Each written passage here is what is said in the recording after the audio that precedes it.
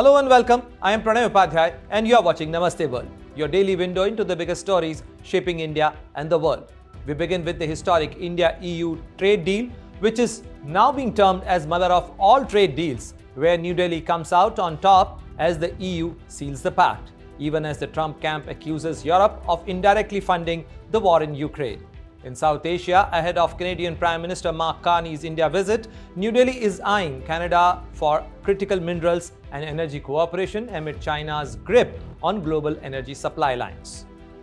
We then break down what the India-EU trade deal really means, from cheaper wines and cars to massive export gains that could reshape commerce on both sides. And in science, a stark global warning. Scientists have moved the doomsday clock closer to midnight yet, as nuclear threats, AI risk, and climate dangers intensify. And the biggest news of the day: West Asia tensions rise as US President Donald Trump sends US naval armada towards Iran amid unrest and nuclear deal pressure. All that and more. Global flashpoints, power plays, and stories that matter. Coming up in this edition of Namaste World. Tensions in the West Asia are escalating sharply tonight, as US President Donald Trump announced that another American armada is heading towards Iran.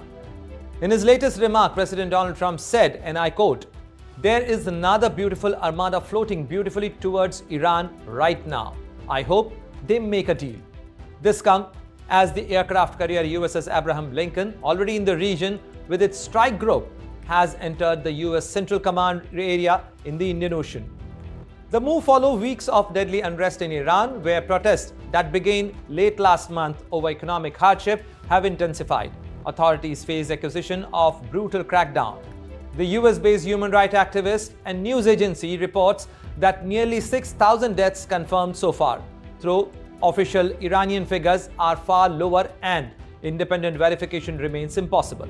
Adding to some unconfirmed reports, the security of Iran's supreme leader Ayatollah Ali Khamenei beefed up amid repeated US threats. Washington is openly unhappy as India and the European Union seal a historic free trade deal covering nearly 2 billion people and a third of global trade. With tariffs falling and strategic ties deepening, is this pact rewarding global power lines and sidelining the United States? Here is a report by Rudrashish Kanjilal.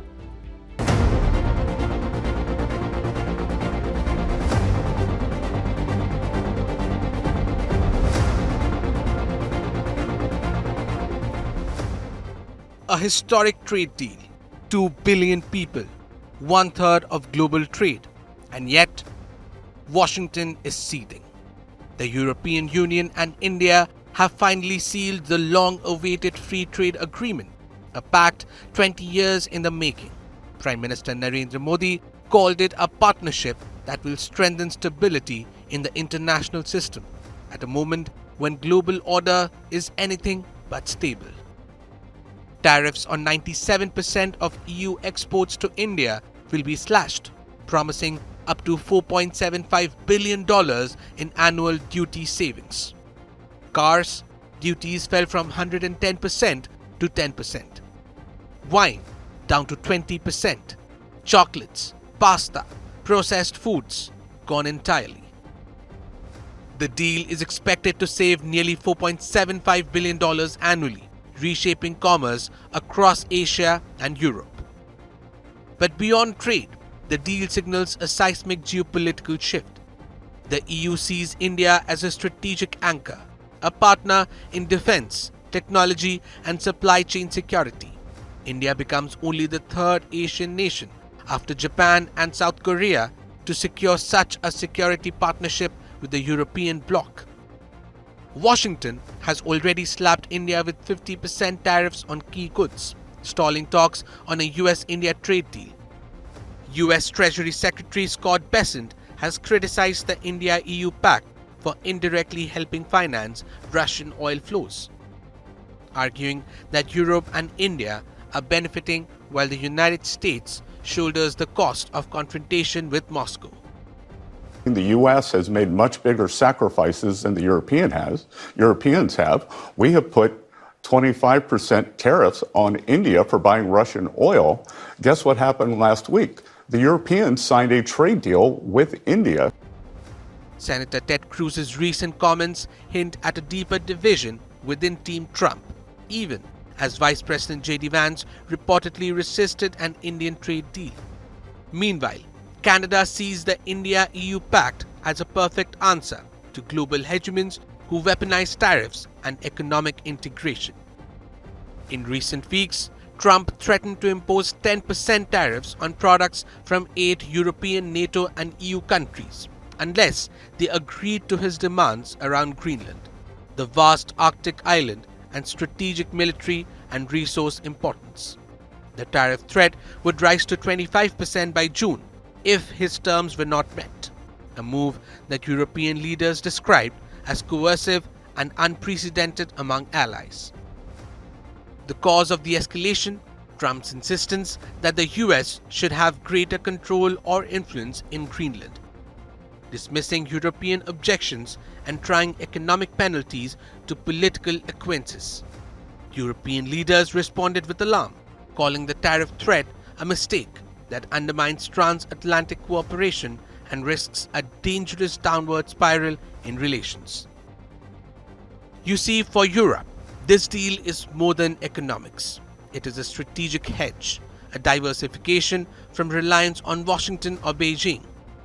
For India, it boosts manufacturing, expands services, and positions New Delhi as a global supplier and partner, not just as a consumer. Prime Minister Narendra Modi emphasized the broader vision, with the EU deal complementing agreements with Britain and the European Free Trade Association. India now sits at the heart of a global economic network. EU President Ursula von der Leyen echoed the sentiment. A strong, successful India strengthens global stability, prosperity, and security.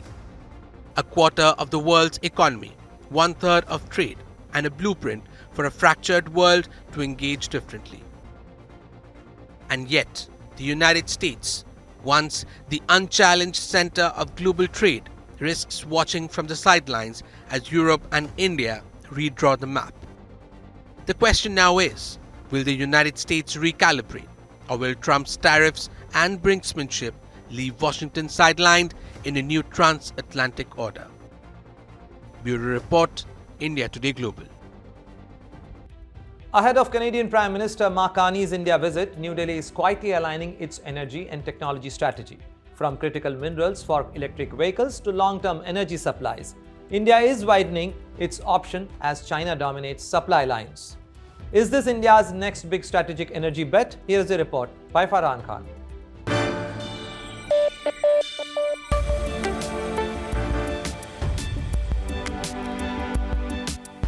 India is quietly making a strategic move in the global energy and technology race, and Canada is at the center of it.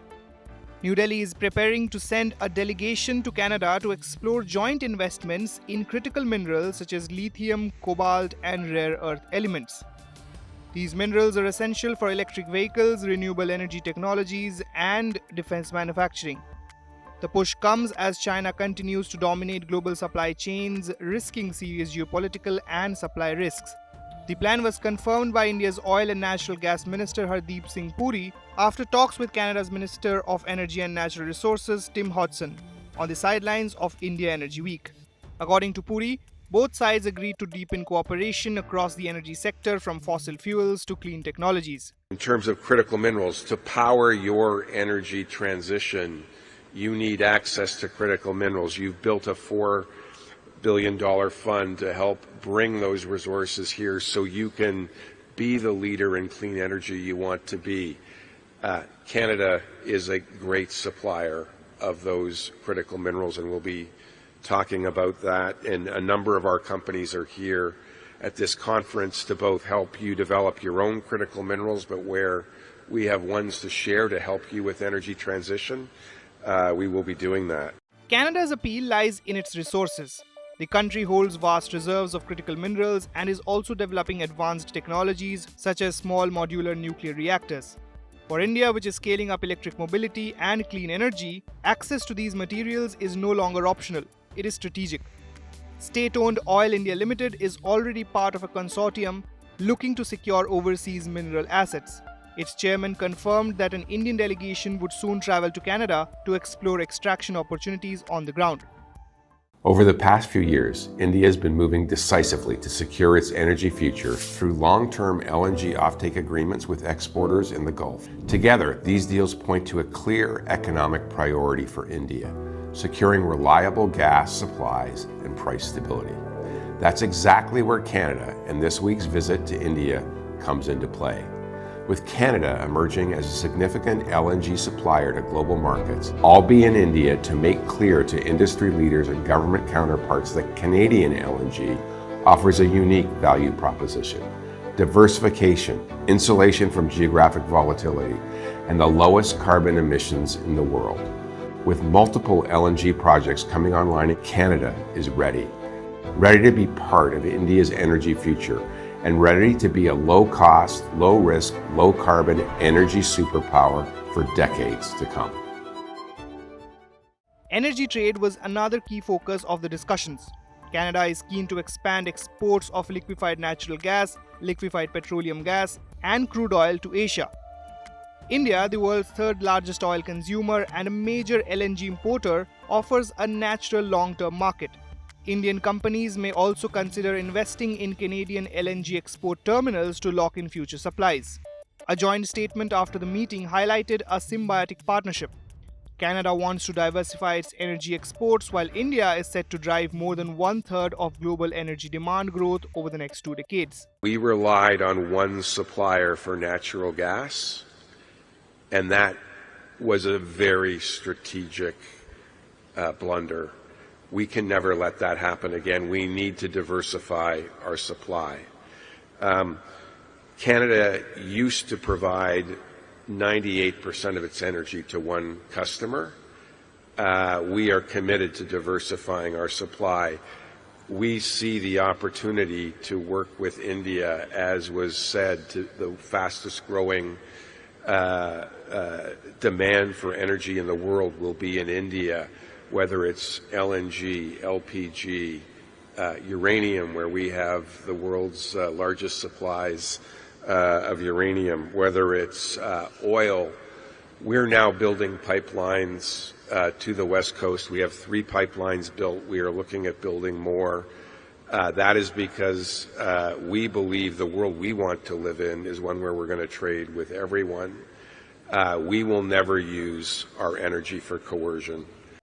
Beyond oil and gas, both sides identified massive potential in clean energy cooperation, including hydrogen, biofuels, battery storage, renewable power, and even the use of artificial intelligence in energy systems. The message is clear.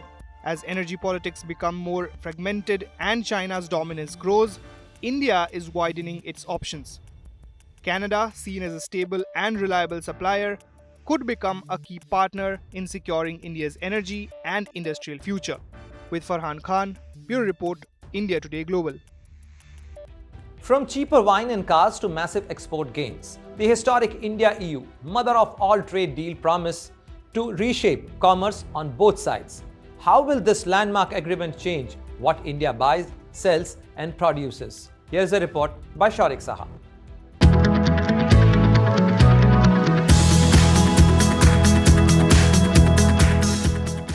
India and Europe have just sealed what Prime Minister Narendra Modi calls the biggest trade deal India has ever signed, the mother of all trade deals. Finalized in New Delhi after nearly 2 decades of negotiations, the India-EU Free Trade Agreement is set to reshape how goods move between the two economies amid growing global uncertainty. Under the deal, the European Union will slash tariffs on 99.5% of traded goods over 7 years, opening the door wider for Indian exports like textiles, leather, marine products, chemicals, rubber, base metals, gems, and jewelry. For European companies, the agreement is expected to save nearly 4 billion euros every year in duties. But it's the changes in alcohol pricing that are grabbing the most attention. Premium wine tariffs will tumble from a staggering 150% to just 20%. Mid-range wines will face a 30% duty, spirits will drop to 40%, and beer tariffs will be cut nearly in half, a major shift for Indian consumers. This is the second time alcohol duties have been reshaped through a trade pact, following last year's India-UK agreement on whiskey and gin. The deal also opens India's tightly protected auto market. Import duties on passenger cars will fall from 110% to just 10%, benefiting European brands like Volkswagen, BMW, Mercedes-Benz and Renault. Trade between India and the EU already stands at $136.5 billion, and officials expect exports to double by 2032.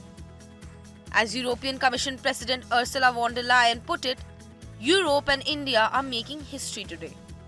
And this, she says, is only the beginning. With Shaurik Shah, Bureau Report, India Today Global. The world is closer to disaster than ever before. Scientists have moved the doomsday clock to just 85 seconds before midnight, the closest in history. With nuclear threats, AI risk, and climate chaos rising together, what pushed humanity to this brink? Here is a report by Debang Naratta.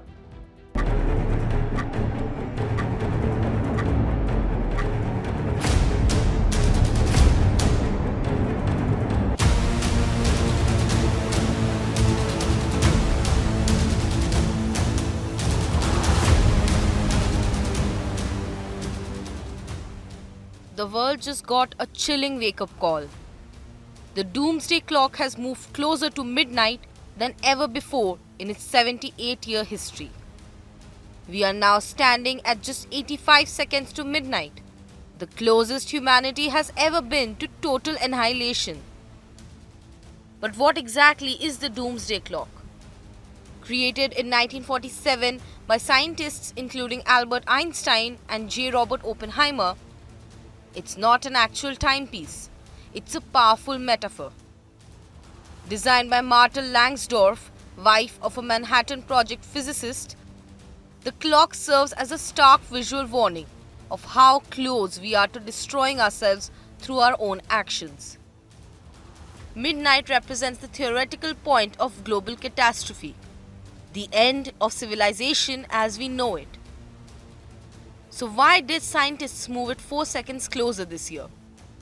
The Bulletin of the Atomic Scientists points to a perfect storm of threats converging simultaneously. Nuclear risks have intensified dramatically. Russia's war in Ukraine, escalating tensions between the US and China, the collapse of arms control agreements, and conflicts across the Middle East, all unfolding under the shadow of nuclear weapons. But it's not just nukes anymore. Scientists are deeply concerned about unregulated artificial intelligence being integrated into military systems, AI-assisted biological threats, technology spreading disinformation at unprecedented scale, and climate change continues to amplify global instability. Here's what Bulletin President Alexandra Bell had to say.